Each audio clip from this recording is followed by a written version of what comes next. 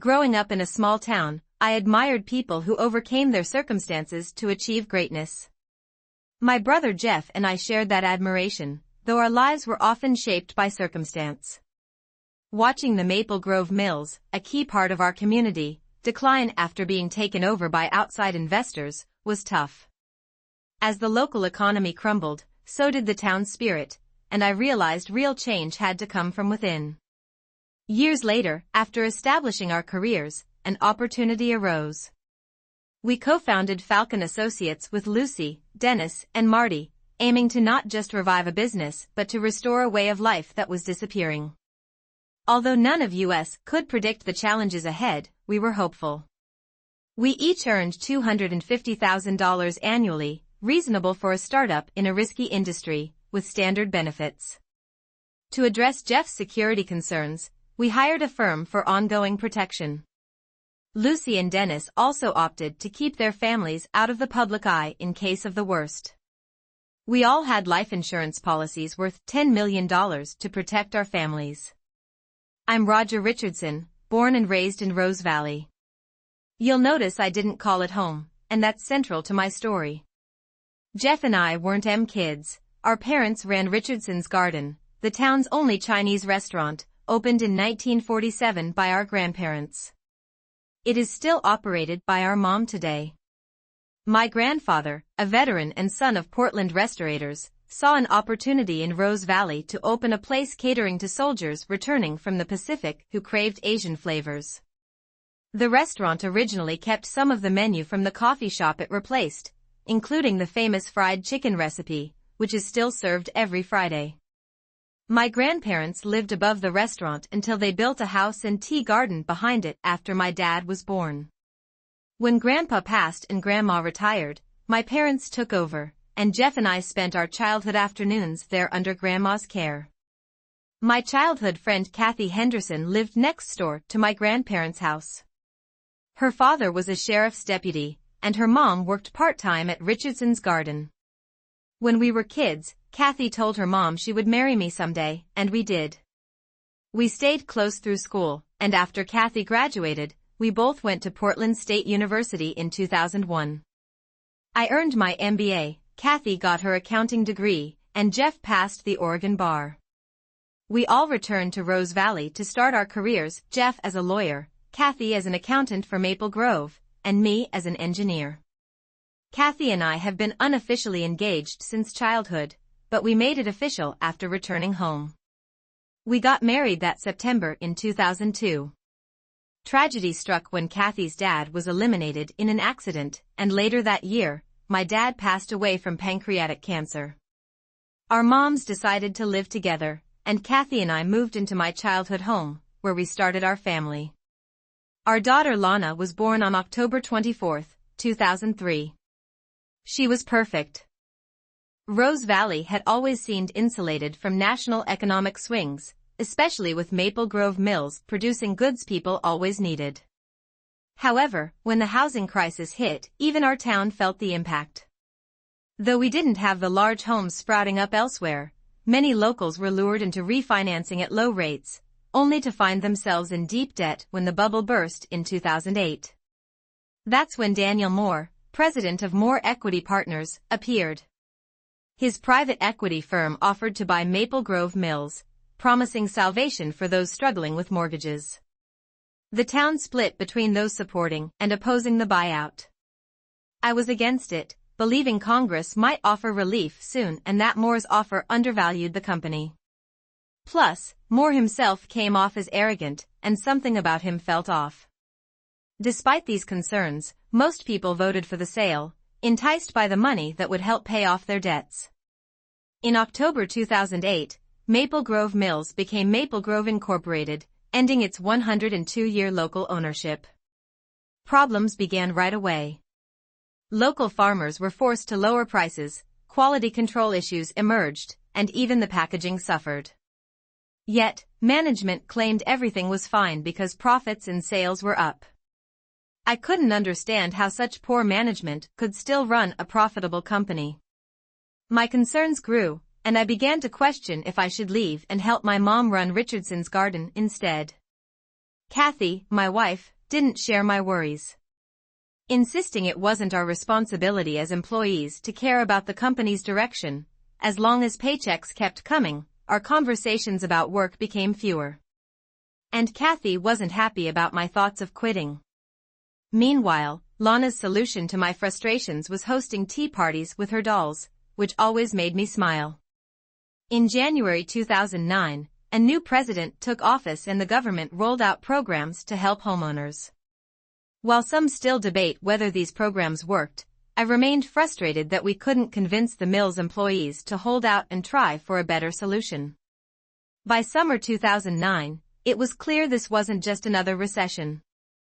The economy was in free fall, and despite reporting record profits, Maple Grove started laying off employees for the first time since the Great Depression. Management assured us the layoffs wouldn't be long-term and that severance benefits would help. However, it was clear that the 30% let go were mostly those who had opposed the sale to more equity partners. "You'll get your kitchen job after all," Kathy mocked as we waited for my turn to be fired. I ignored her, focusing instead on spending time with Lana. When HR called me, I told Sharon, the manager, to skip the severance talk. I refused to sign the non-disclosure agreement or waiver. Sharon, who had also voted against the buyout, understood my frustration. We parted on good terms, and I invited her to dinner at the restaurant sometime after leaving. I picked Lana up from school. Kathy didn't answer her phone, so I called her and Lana's grandmothers to let them know they wouldn't need to pick Lana up. Something felt off when I got home, and I soon found Kathy's note on the kitchen table. She said she was leaving me for someone better, taking Lana, and if I didn't sign the divorce papers, I'd never see my daughter again. I immediately called Jeff, telling him what happened. He urged me to leave the house and bring the note to his office. Once there, Jeff and his boss, Alex, quickly read the note. Alex explained that Kathy's plan had failed. She intended to take Lana while I was busy in an exit interview, probably heading out of state. Jeff asked if I knew who she was leaving me for, but I had no idea. Likely one of the managers Moore had brought in, though Kathy never mentioned names. Alex reassured me that Oregon law prioritizes the child's best interests, not the parent's gender, and that Kathy's threat would work against her in court.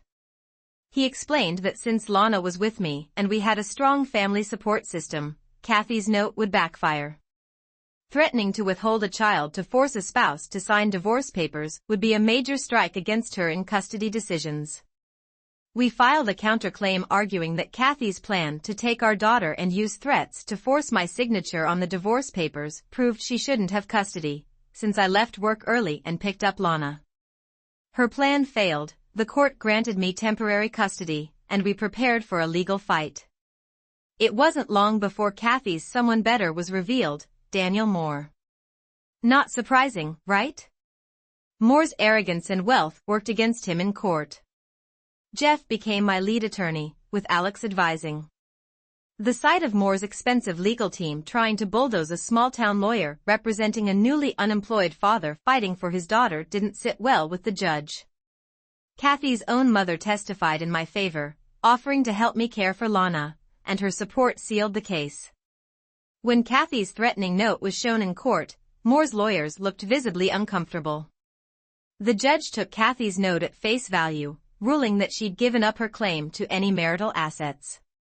Our house and family business were in my mom's name, so the assets were limited to cars, IAS, and bank accounts. More importantly, the judge agreed that Kathy's threat showed she didn't have Lana's best interest in mind. I was granted full custody of Lana, with Kathy allowed supervised visitation. Moore showed up on the last day of the trial expecting victory, but left looking shocked and defeated.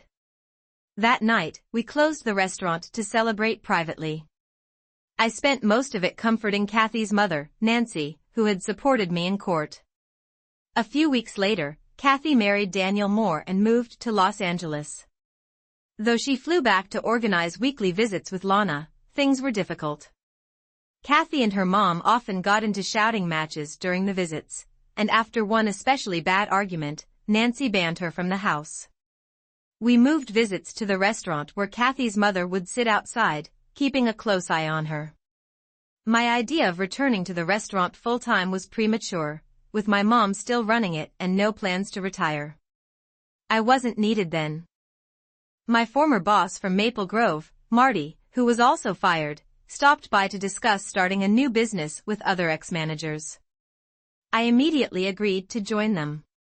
The idea behind our new business, Falcon, was to unite the suppliers that Maple Grove had dropped or lowballed and create a cooperative. We aimed to produce high-quality products and sell them to boutique natural food retailers who were rejecting Maple Grove's lower-quality goods. Our advantage was the good relationships we had built as the former management team at Maple Grove. Since we weren't operational yet, Marty would handle production when the time came. My role was to apply my MBA, drafting a business plan to secure funding and a marketing plan to convince suppliers we could sell what we produced. Then I got the call. Roger. Jeff shouted when I picked up, "What's going on?" I asked, worried by his tone. Jeff said, "Kathy tried to take Lana, Nancy tried to stop her, and now both are in the hospital. It's bad, Roger. You need to get here." I dropped everything and sped home, with Jeff filling me in. Kathy had tried to take Lana during her visit when Nancy intervened. Kathy's driver pepper sprayed her, but despite being in pain, Nancy chased after them. When Lana saw her grandma, she broke free and ran back, but she was struck by a truck. The driver wasn't at fault, he just couldn't stop in time. Nancy died in the ER, and Lana lingered in a coma for 8 days before passing. She would have turned 7 the next month. After that, I shut down emotionally. I vaguely remember the doctor telling us Lana was gone, then somehow finding myself in the restaurant kitchen, days later, cutting up a chicken without remembering how I got there. My family watched over me, making sure I didn't hurt myself. Arrangements were made for both funerals. I learned Nancy had named me her next of kin and left everything to Lana and me in her will. As her only son-in-law and with no sons of her own, I was responsible for her final arrangements. I couldn't live in the house anymore, it was too painful. I moved into Jeff's apartment, and Gene moved into the house as he needed to be close to the restaurant. Mom stayed with me most of the time but returned to the house to sleep. Kathy and her driver were arrested at the scene. Witnesses told the police what had happened. The DA charged Kathy with first-degree custodial interference, and the driver with second-degree hijacking. The driver was also charged with third-degree assault for pepper-spraying Nancy because these were felonies. They both faced 2 counts of felony liquidation for the end of lives of Nancy and Lana, with sentences of up to 25 years. At the arraignments, Jeff and Alex presented Kathy's prior threat to take Lana, and the fact that she had left me for a wealthy out-of-state man whose driver was involved. The judge deemed both Kathy and the driver flight risks and denied bail. The DA warned us they might not be convicted but expected a plea deal. Jeff asked if Moore's involvement could be proven, but the DA doubted it. They tried offering leniency in exchange for implicating Moore, but neither Kathy nor the driver cooperated. In the end, they pleaded guilty to 2 counts of second-degree manslaughter and received concurrent sentences, eligible for parole after serving 6 years. I didn't submit a victim's statement at their sentencing. While some feel satisfaction or closure after a sentencing, I felt nothing. The following months were a blur, with time flying when I was working and crawling when I wasn't. Nights were the hardest, and I buried myself in work to cope. One day, while working in the tea garden, I received a call from a woman named Sophie Soulis, asking to speak with me on behalf of Amon Solis, a billionaire shipping magnate. Ian wanted to discuss a partnership, so I agreed to meet him. 3 days later, I checked into Timberline Lodge, where there was a message waiting for me, inviting me to dinner at a nearby luxury condo. When I arrived, I was greeted by Amon and Sophie, his daughter-in-law. After dinner, Amon explained that he and Sophie had their own experience with Daniel Moore. Amon believed Moore was responsible for his son Armin's liquidation. Armin Soulis had risen from humble beginnings, amassing a fortune through illegal means before changing his ways to win the love of his wife, Mano. She inspired him to dedicate his wealth to good causes, founding the Manon Sway Foundation to combat poverty and exploitation. After her end of life, their son André took over the foundation. The foundation became involved in negotiations in the impoverished state of San Lawrence, where a deal was being made to fund schools and hospitals in exchange for granting over 500,000 acres of rainforest to an energy and mining cartel. The foundation proposed an alternative plan, funding fewer schools but protecting the land from deforestation and exploitation. The president of San Lawrence had welcomed André Soulis for a summit with local officials and tribal leaders. However, their plane disappeared over the rainforest, and shortly after, the vice president took over as president. The disappearance was blamed on ECOT terrorists, and negotiations with the foundation ended abruptly. The deal with the mining cartel, funded by more equity partners, was quickly pushed through, leading to the destruction of the rainforest. "You saw that coming, didn't you?" Iman said bitterly. He believed Moore's money had motivated the vice president, though he blamed the new president for his son's end of life. "I recall Jeff's words to our daughter about Moore being behind my family's tragedy," Ian admitted. He wanted revenge but resisted because his late wife, Man One, and son wouldn't have approved. Sophie, his daughter-in-law, also firmly opposed any violent actions. Ian shared a photo of his grandchildren, explaining that yielding to his darker instincts could cost him his relationship with them. When I asked why we were meeting, Iman explained that Sophie had agreed he needed to act, but within legal and ethical bounds. Sophie then presented a folder detailing Moore's destructive business practices, including his acquisition of a bakery in Illinois. After initial growth, the company collapsed, leaving hundreds jobless. This was part of a pattern seen with other companies, including Maple Grove Mills. Ian's proposal was clear: someone needed to rescue these companies and prove that businesses could succeed with integrity. He suggested I take the lead, using my experience battling Moore in the divorce and custody case as a public face. Eamon and Sophie couldn't act directly, as it would look like rich people playing with businesses, but I could step in as someone with a personal stake. Skeptical, I asked if we could really succeed. Iman pointed out that we were already trying to start a business based on integrity. He offered to provide the resources, ensuring the rescued companies wouldn't fail, unlike Moore's ventures. Sophie clarified that they wouldn't fake profits like Moore but truly support the company's growth. Iman promised that even if the venture ultimately failed, workers would benefit from restored jobs and a soft landing. I agreed to discuss the plan with my associates, ensuring complete transparency with them. The Falcon Group consisted of 4 members: Marty Ball, my former Maple Grove manager; Lucy Armstrong, Kathy's ex-manager and finance expert; Dennis McCoy, Maple Grove's former tech manager; and me. We hadn't yet decided on my role, beyond drafting business and marketing plans. Jeff and Alex were involved for legal counsel, as they would handle our legal affairs if we officially became a business. We met at the restaurant, reviewing the proposal from Timberline while having dinner. Marty and Lucy were impressed, while Dennis agreed as he sampled a new dish. Lucy questioned the legality, and Alex explained that, as a privately owned company, the plan was legal as long as no false claims were made to investors or lenders. Marty noted this clarified my role in Falcon as heading business development and marketing, though Jeff expressed concern. He pointed out that Iman wanted me as the public face of the venture, which could put me in more crosshairs if we succeeded in tarnishing his reputation. Jeff's worries were valid, but we moved forward regardless. We drafted a counterproposal addressing these concerns, and our group, including Jeff and Alex, returned to meet with Ian and Sophie to finalize the details. Falcon Associates was established as a New Mexico Anonymous LLC, where the owner identities remained private. Jeff and Alex would represent us individually, while a separate attorney would serve as corporate counsel. Ian and Sophie owned 50% of the company, and the 4 of us owned the other 50%, ensuring no single party had control. We agreed to make decisions as a unified block. Externally, we would appear as employees of Falcon, Marty as Director of Operations, Lucy as Director of Finance, Dennis as Director of Technology, and I as Managing Director.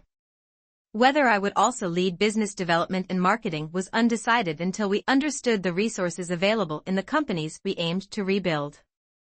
We set equal salaries of $250,000 per year is reasonable for a high-risk startup. We also arranged standard executive benefits and a 24/7 security hotline for our families. Lucy and Dennis opted to stay out of the public eye, due to their families, and each of us had a $10 million life insurance policy for worst-case scenarios.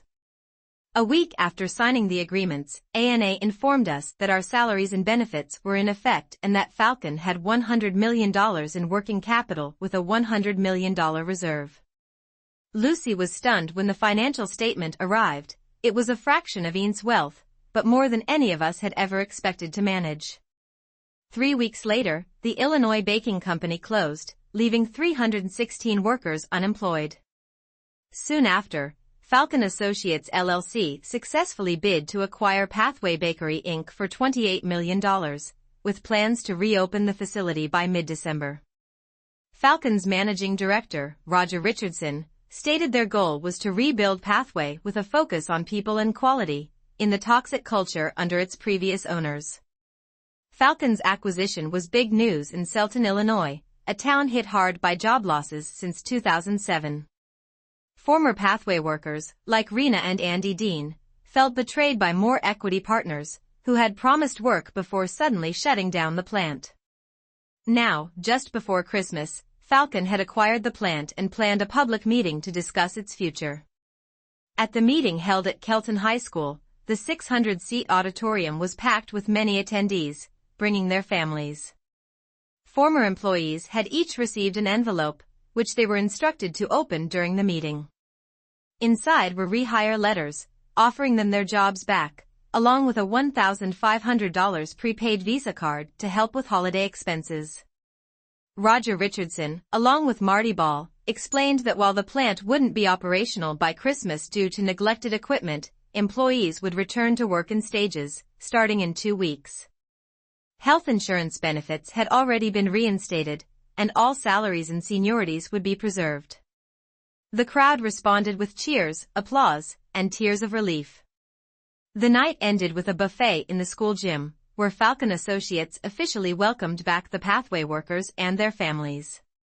I couldn't resist one more jab during interviews after the meeting, highlighting how the new Pathway would succeed on quality and integrity, everything the previous owners lacked. That evening, we shook hands with soon-to-be employees and their families, who just weeks earlier had lost hope. Seeing the change in their eyes was uplifting as we headed to the hotel. Marty asked, "Think any of this is getting back to more?" "No clue," I replied, "but it feels pretty good." Headline: Falcon Gifts displaced Pathway workers $1,500, December 12, 2011, Kelton Record. Falcon Associates surprised former Pathway workers by giving them $1,500 Visa gift cards. Falcon, based in Albuquerque, plans to reopen the Kelton Bakery next week and initially hiring 70 workers, with hopes of rehiring all 300 by February. Mary Gladens, a former employee, was brought to tears by the unexpected generosity. "I didn't think I could give my kids much this Christmas," she said, "now I can." Falcon's announcement made headlines nationwide. Videos from the meeting went viral, and news stories popped up with titles like "Pathway Rises from the Ashes" and "Miracle on Kelton Boulevard." One article even dubbed me the new George Bailey, while Daniel Moore was portrayed as Scrooge. Or unsurprisingly, media attention turned to who we were. The press unearthed my divorce from Kathy, her marriage to Daniel Moore, and the tragic end of the lives of Lana and Nancy. Although I declined to discuss my personal tragedy, we knew the story would eventually surface. It had all the elements of a soap opera. A wealthy millionaire fires a third of a town's workers, seduces a fired worker's wife, loses in court, and is ultimately linked to a tragic hijacking attempt that ends in 2 lives. Then, the fired worker and his former colleague start a new company and rescue another community left jobless by the same millionaire. You couldn't script it better. Some stories were tough to watch, especially one that revisited the site where Lana and Nancy were eliminated. I had to turn it off when the reporter filmed the small family altar inside the restaurant where my mom burns incense in front of photos of my grandparents, Dad, Lana, and Nancy. Jeff denied involvement in the ambush interview that confronted him outside his LA condo, where a reporter asked if he felt responsible for Lana and Nancy's end of life or Kathy's imprisonment. Moore's angry response, yelling something about failing and losers, was the hardest hit he'd taken yet. If Jeff did have a hand in it, I could live with that. The question of whether I would be just the face of the new pathway or take on a hands-on role in business development, marketing, and sales was answered with a clear yes. Pathway's former non-management managers were eager to return, but they needed guidance to shift from restoring the old pathway to building a new one that could address modern markets. Since I had been the one to present the $1,500 gift cards and make promises about rebuilding together, it naturally felt to me to rally the team and get them excited about the future. It took 4 months to get the Pathway plant fully operational, due to years of neglect under Moore's management. We faced safety violations, deferred maintenance, and had to replace outdated equipment. We also upgraded the office tech, replacing all the computers and saving the hard drives for a secret data project. The rest was donated to local schools and nonprofits. We invested in our workforce as well. Employees who hadn't yet returned full-time received training, either to update their skills or prepare for new equipment like robots. When asked if robots would lead to job cuts, Marty explained that the goal was higher output with the same workforce. Much like in the past, when output doubled without increasing headcount, concerns about selling more Pathway products after the decline in quality were addressed by focusing on rebuilding trust with former customers. Our message, Pathway is back, and better than ever. We also expanded into new markets, like organics, sugar-free, gluten-free, and grain-free products, which had been ignored under Moore's management but were now growing in demand. As it turned out, the U.S. gluten-free market grew by over 60% in the next 4 years. Our gluten-free product line, launched in summer 2012, accounted for nearly a third of our revenue, cementing my reputation within Pathway's marketing team. Meanwhile, Maple Grove Mills, having let go of the marketing analysts we hired as consultants, completely missed the gluten-free boom. The first year of New Pathway felt like my time working on the Falcon Cooperative, but on a much larger scale. Instead of driving around Oregon and Washington building relationships, I was flying across the U.S., working on new and renewed partnerships for Pathway. Many of these renewals were with businesses the old Pathway had alienated due to poor quality, late shipments, and billing issues. Even though we rehired Pathway's marketing and sales teams, many clients insisted on hearing directly from me, the new managing director, that the problems under Moore's ownership were gone. I never missed the chance to emphasize that we were a new company, completely separate from Moore's Pathway. The PR efforts paid off, sales began to rise, and we signed contracts to produce store-branded products. While this might seem like competition for our own products, the store brands didn't cost us anything for distribution or advertising, so the profit margins were nearly the same. Our business plan was working. We held 2 meetings each quarter. The Pathway meeting included the entire company, where senior management met in the boardroom and everyone else could log in online, though not required. As a private company, we valued transparency. The Falcon meeting was private, just the 4 of us, Iman, Sophie, and our legal team. Iman, as the majority shareholder, could have led these meetings, but he and Sophie preferred to remain silent partners, so we rotated the responsibility. At our 3rd meeting, marking 1 year since Falcon Associates was formed, Lucy chaired the session. After reviewing the usual updates on sales, plant performance, morale, and tech projects, Lucy revealed the financials. Pathway would end Q4 in the black, a year ahead of projections. This surprise came from an unplanned contract with Champion Markets. I had met their CEO at a trade show and pitched our private label services. When Champion expanded into the Southwest, their existing supplier became overwhelmed, so we took over their hard-baked snack line. It was a win-win, with no job losses, and the deal looked promising for long-term success. Populating the original copy with punctuation marks, correcting typos, and segmenting it into 3 paragraphs, while ensuring the number of words remains the same, the modified text is as follows. The new Pathway's first holiday party was on December 21, 2012, our last work day of the year. The company provided the main dishes, and employees brought potluck items.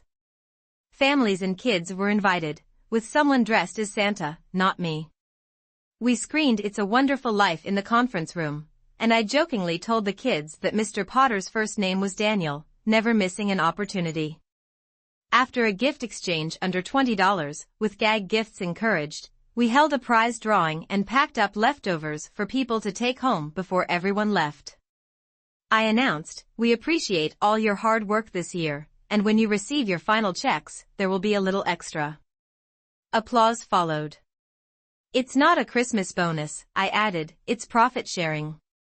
Headline: Falcon shares profits with Pathway workers, December 24, 2012.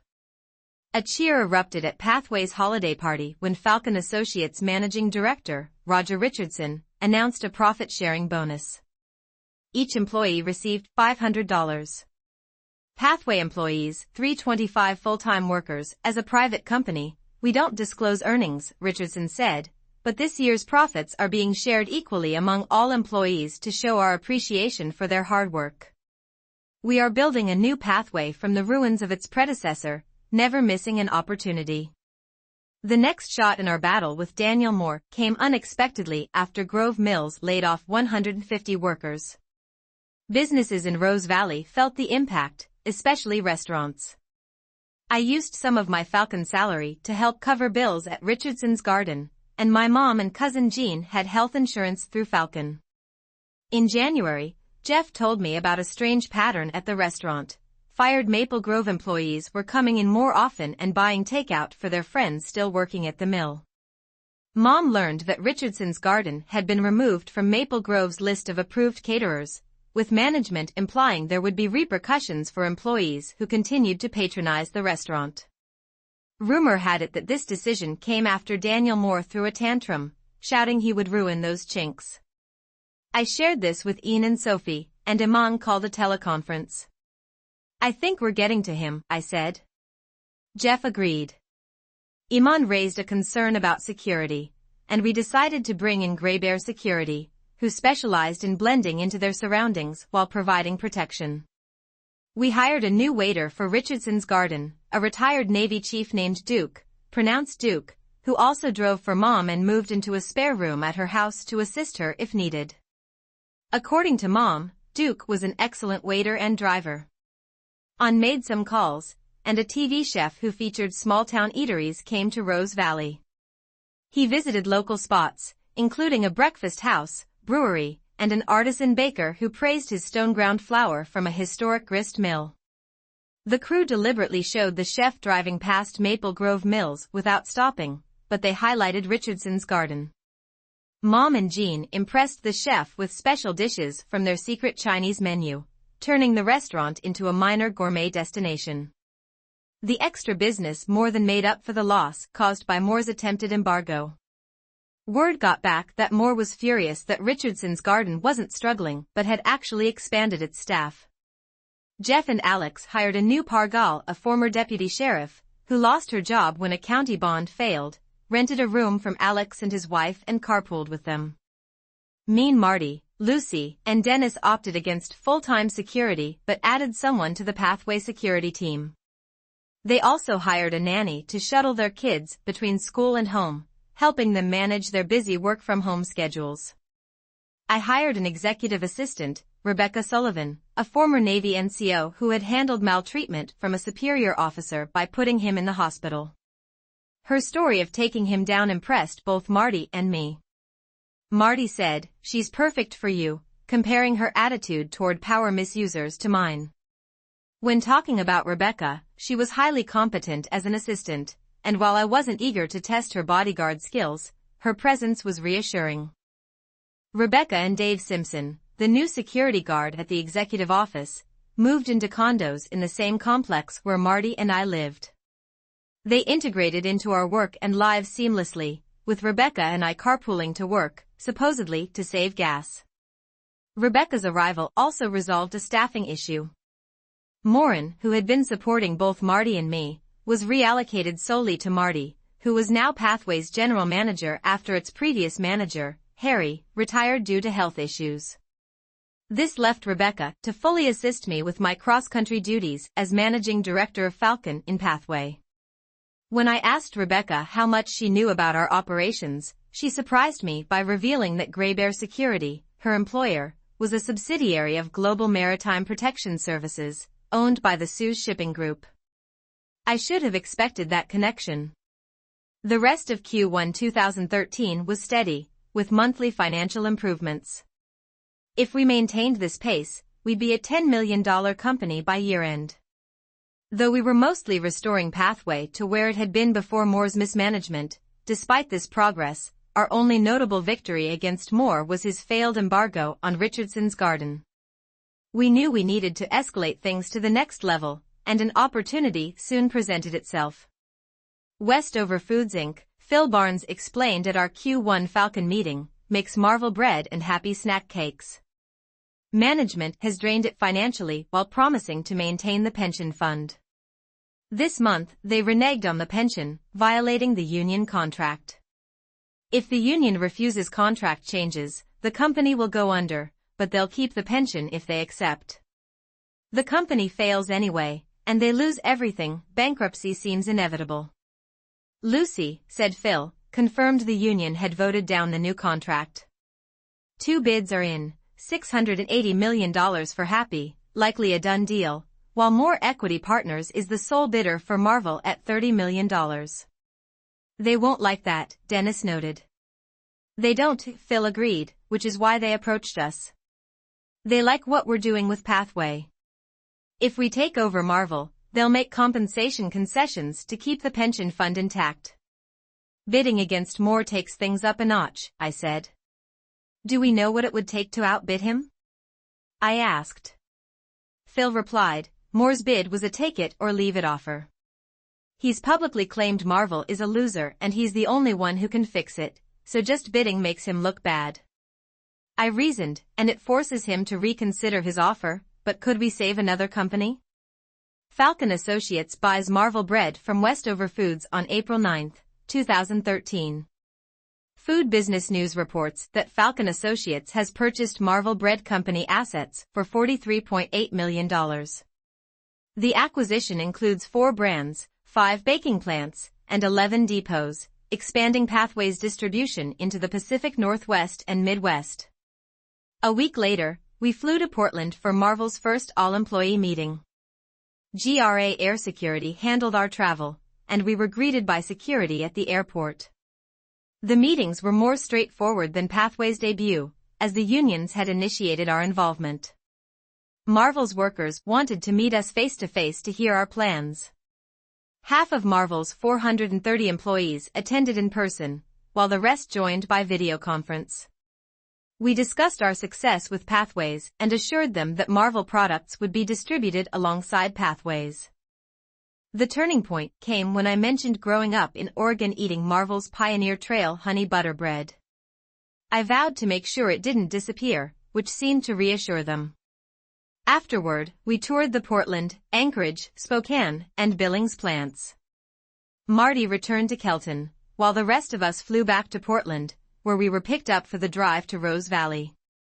Lucy and Dennis worked remotely from Rose Valley, traveling to Illinois as needed. Meanwhile, my extended absence made me realize that spending time in Rose Valley was difficult. Every visit pulled me back into painful memories of the past. I hoped that bringing work and Rebecca along would help me focus on the present.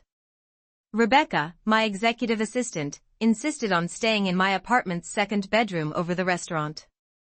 Mom didn't seem to mind. She might have even thought having someone new around was a good thing, after Kathy. One night, I woke up to find Rebecca next to me. She explained that I had been shouting in my sleep, calling out for Lana and Kathy, and she had stayed to comfort me. She thought I might have PTSD and urged me to talk to someone later. As we reviewed notes from the Marvel meetings, Rebecca asked how I managed to inspire hope in others while struggling with my own pain.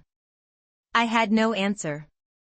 The rest of my visit to Rose Valley felt uncomfortable, haunted by bad memories at every turn. By the time I left, it was clear that Rose Valley was no longer my home. Rebecca was right, I needed help.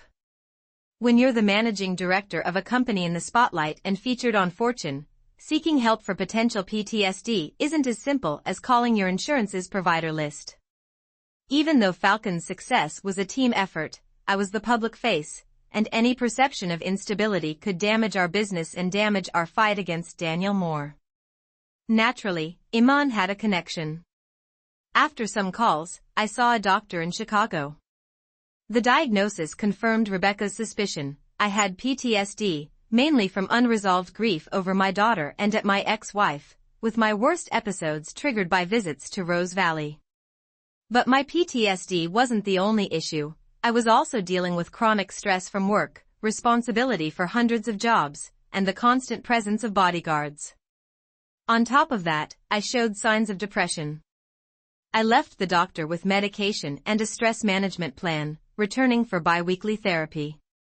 We didn't have to save another company to meet Sophie's condition about avoiding damage to innocence, we just had to save jobs. Marvel turned out to be easier to rebuild than Pathway, as Westover's equity group had ignored it while gutting Happy Brands. Marvel's regional bread brands were growing, especially in the Pacific Northwest.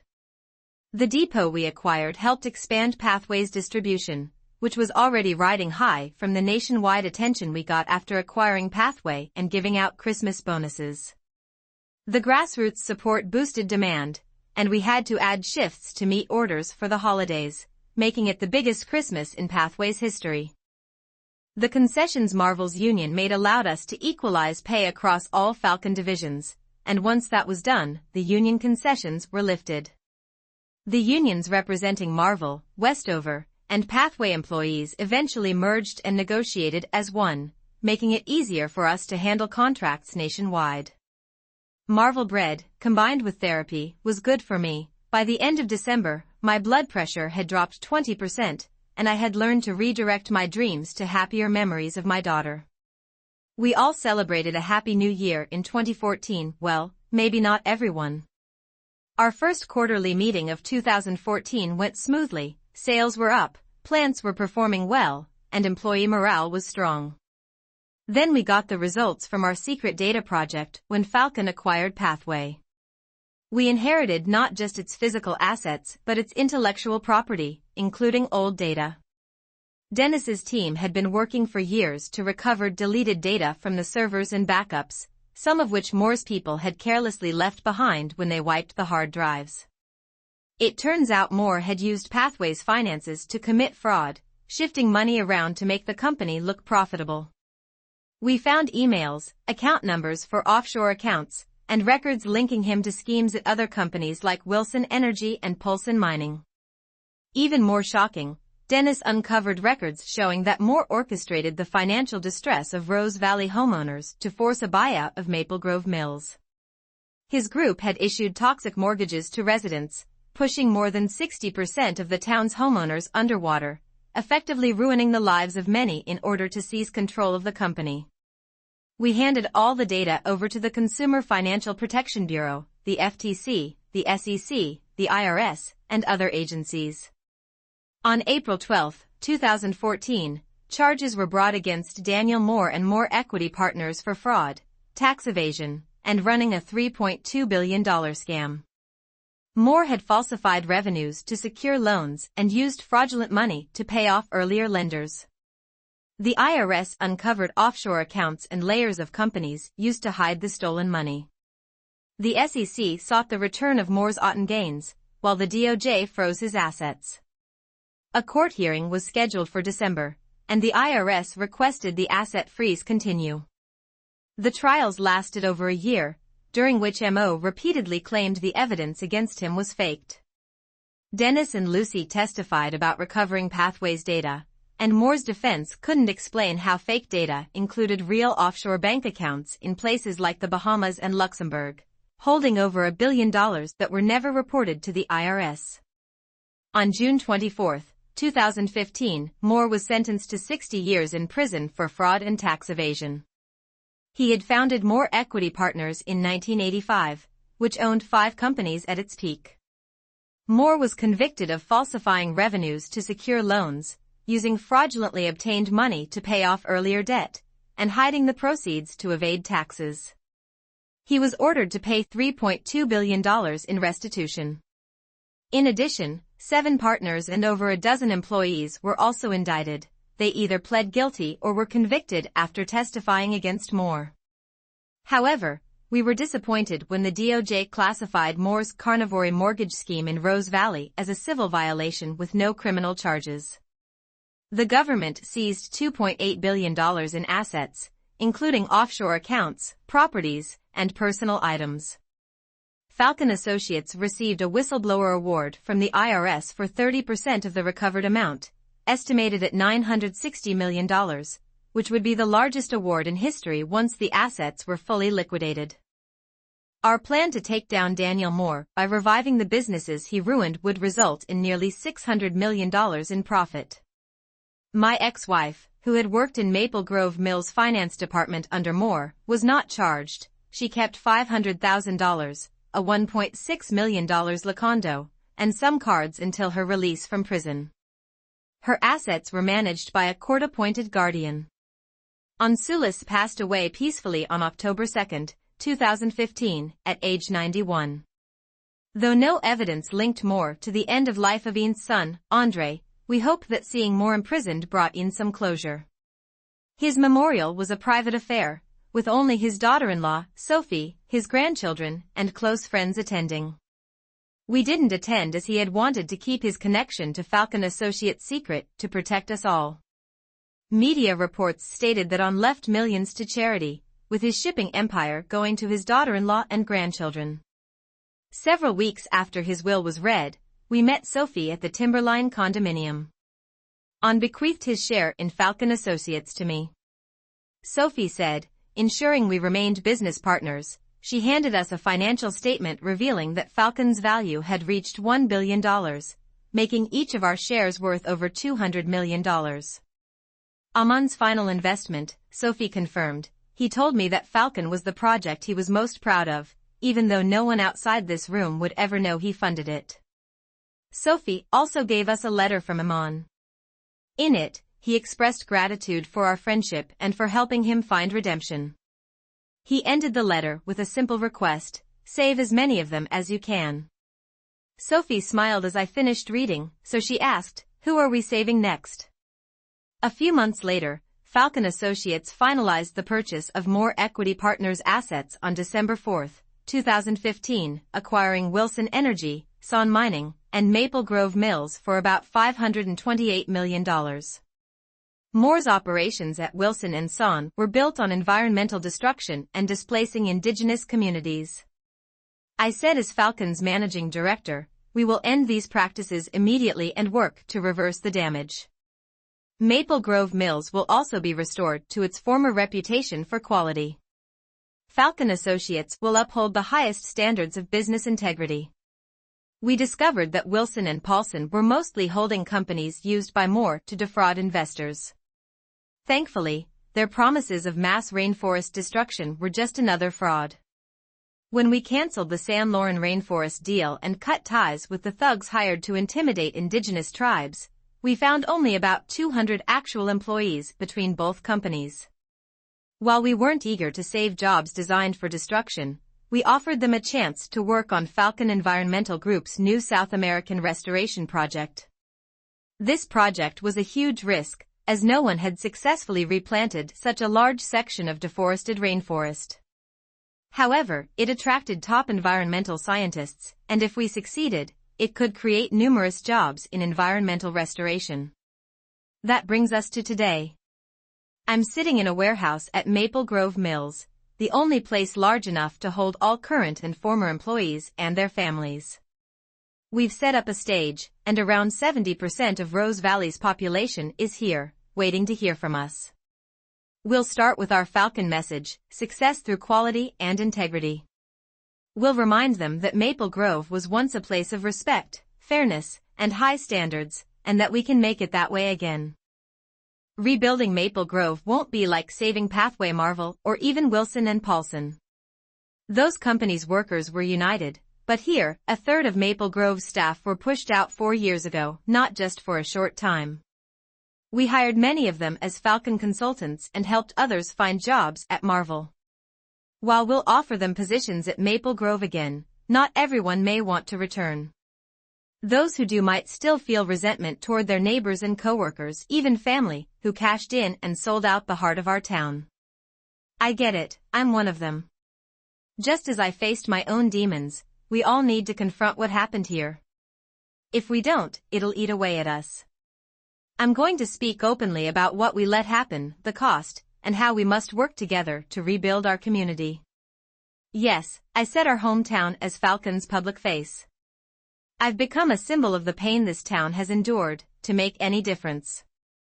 I have to come back and help make Rose Valley home again, because if we can't do that, the person who tore it apart still wins.